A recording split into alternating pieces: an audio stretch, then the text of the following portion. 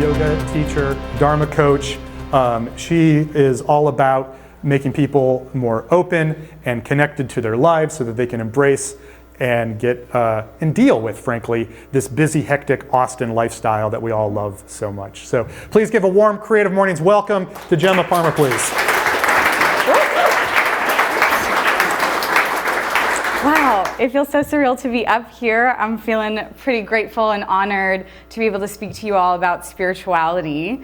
Only get about 10 minutes to do that, and it's a question we all ask. Spirituality, we spend our whole lives searching for these answers. So I'm probably not going to answer any big questions for you, but we can talk afterwards.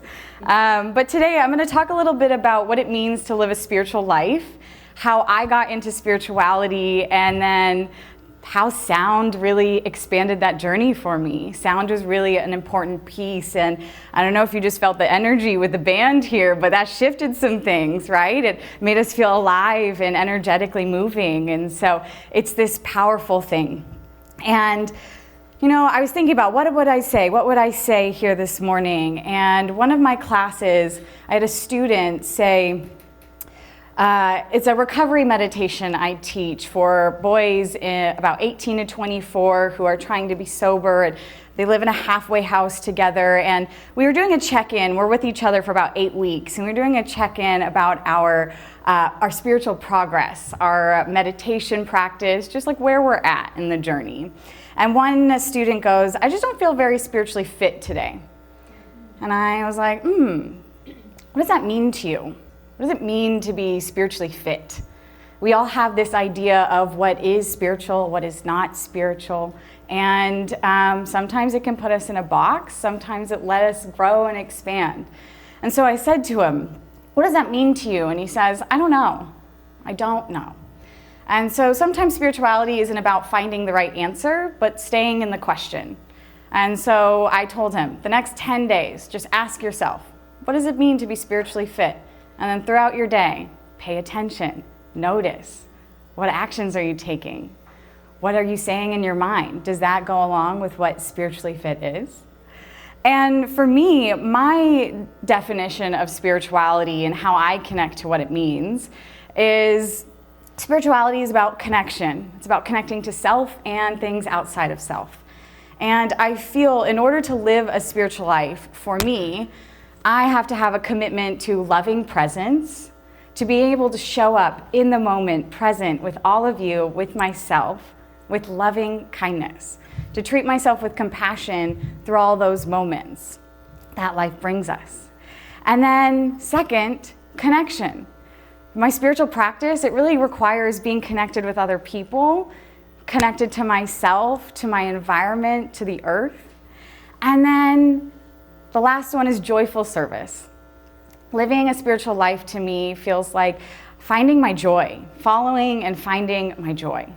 And when I choose things in my life that spark joy, I know I'm acting in a way that livens my spirit.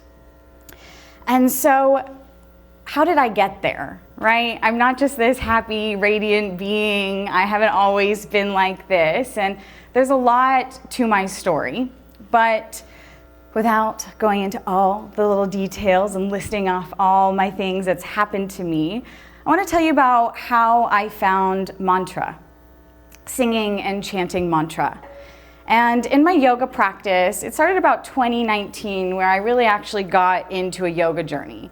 I was going to yoga. I don't know if anyone's been to yoga and knows that. Yeah, that's a whole nother story there. But yoga was this beautiful place, and I started going.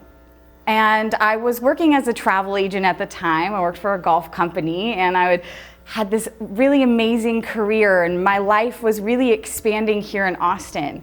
But then on the other side, my life was really sad with my relationships. I was feeling really disconnected from my family, and it really took a toll on my life. I was working about 60 hours a week, and I was really just emotionally drained. My body was exhausted, and I was just trying to stay there. And yoga was more like a spa practice. It was nice. I'd go to candlelight yoga. It was enjoyable, but it wasn't a devotion. It wasn't a spiritual practice for me. And so what changed that was yoga actually went bankrupt, but I tried to sign up for a teacher training there, and obviously that kind of fell through. Divinely guided though, it pointed me to another studio in Austin. How many of y'all have been to Sukha Yoga? Has anyone heard about that? Yeah, Sukha Yoga. They do something special there. Man, if you have not experienced it, please come and join us. What they do is, I'm going to take my shoes off because I'm used to not talking in shoes. Sorry. It just feels weird. Okay. So what we did there is we chanted, we breathed, we moved, we connected. We did yoga differently. It wasn't just a workout. It was this place where I could actually be a human. When I walked into the studio and I had just had a terrible fight with someone, or I just communicated wrong, just things were in my mind, someone would greet me and say, "Thank you so much for being here. I'm really grateful you showed up today." And that one thing really kept me going. And I'm gonna cry because that's what humans do. We just move through energy like that. Because that was the first time in my adult life I ever felt connected with people and that someone welcomed me into space. I didn't grow up in a community like a church. My mom was a Christian, my dad was Hindu, but they weren't practicing. They just claimed that and then we moved on with our lives. So I always had this longing for a spiritual belief system. I was always like, what do I believe in? I don't know. And when I came here, they gave me to Sukha, they gave me the chance to explore, to open curiosity, and to stay in those questions that I was longing to answer. And so the most powerful thing for me was that when we sat down and chanted, I was terrified to sing. I grew up in dance class, and my mom would always say, "Stick to dancing." That's what you're good at. And so singing in front of like 30 strangers, like, no thank you. That was terrifying. But there was something so opening about lifting my voice in a group of people and trying something new, trying out something outside of my comfort zone. And so this one class, we sung this chant, Om Mani Padme Hum. And this chant, it is a purifier of these deep and dark emotions that we have. And I cried so hard in that class, and I felt so open to do that. And it was this chance for me to just like break down and be like, wow, I don't have answers. And what mantra did for me, it gave me the chance to create space that I could feel all those things that I was too busy to feel. With all the things happening in my life, running around, those family discussions, mantra gave me a chance to actually just like breathe. And so a little bit about mantra means a tool for the mind. It's a place to place our attention with intention. And actually, when we're doing mantra, we're breathing. When you're singing, it's a breath practice, right? Breath work is a trend right now, yeah? But pranayama means breath expansion. It's this opportunity for us to expand. So I got that chance to sing and expand, and then doing it with a group of people. There's actually a study done where they took singers, they had them sing mantra, they had them sing church hymns, and they had them just hum. And when the group that was singing the mantra, by the end of 60 minutes, all of their heartbeats were in sync. Wow, isn't that epic? Yeah, beautiful that we can all be connected. We don't have to talk to each other. You don't have to know what I've been through, but we can just sing and it connects us automatically. That's the power of breathing, the power of being in community. And so this class, where I found that mantra in a really difficult point of my life, it stuck with me. And I'd pray every time I go to Suga, I'd be like, I hope they play that mantra. I hope we open with that chant. And we never did.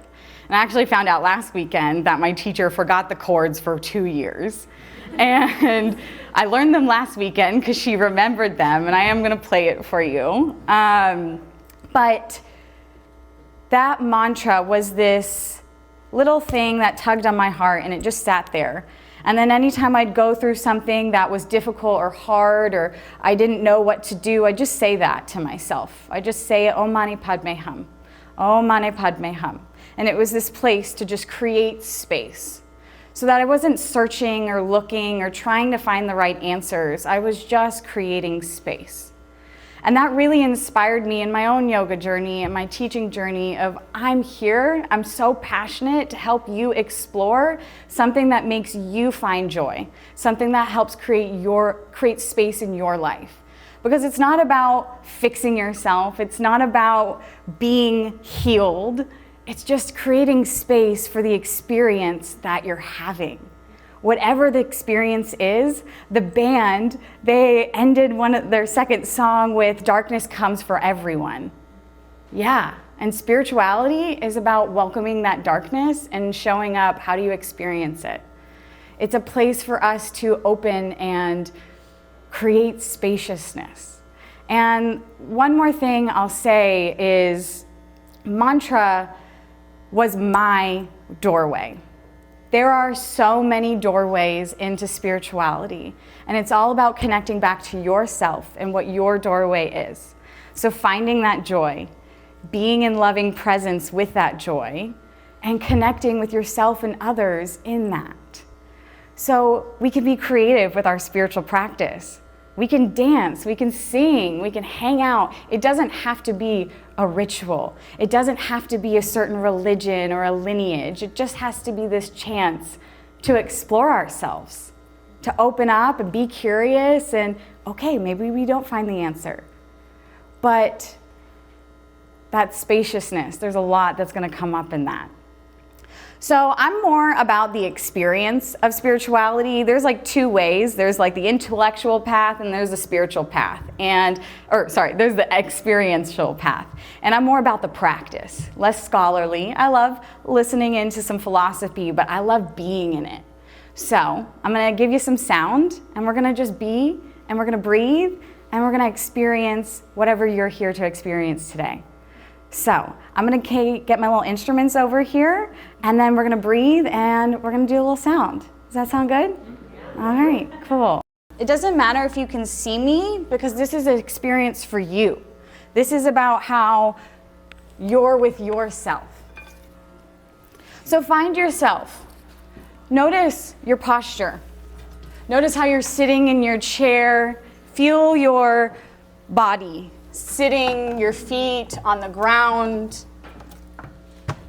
And then you can close your eyes if it feels good. If you don't want to close the eyes, focus out on a still point in front of you. And then we're going to take 5 breaths together. Take a slow breath in. Take a pause. And then breathe in a little more. Exhale, empty, let it go. Inhale, slow breath through the nose. Pause. Sip the air and exhale. Inhale, breathe in. Exhale, breathe out. 2 more breaths. Fill up your lungs. Expand all 4 sides of your body and relax. Soften, exhale. Deepest breath of your morning, breathing in. Breathing out.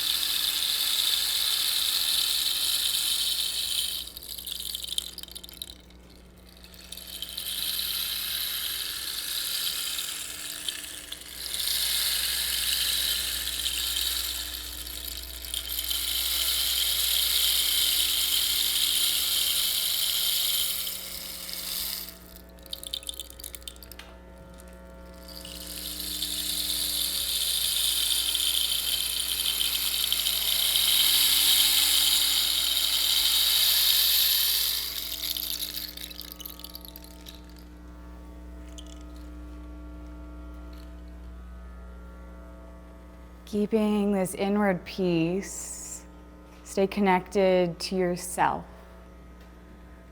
Begin to tune in to the auditory senses, noticing the buzz, the little noises you can hear around the room.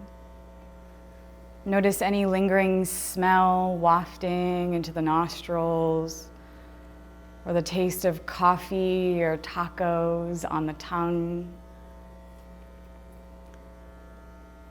And if the eyes are closed, gently take a look at the floor, take in a little bit of light, and then welcome yourself back here into space when you're ready. How powerful it is to just listen to something. We didn't have to say anything, and the whole energy of the room has just shifted. We've had our own experience, each of us.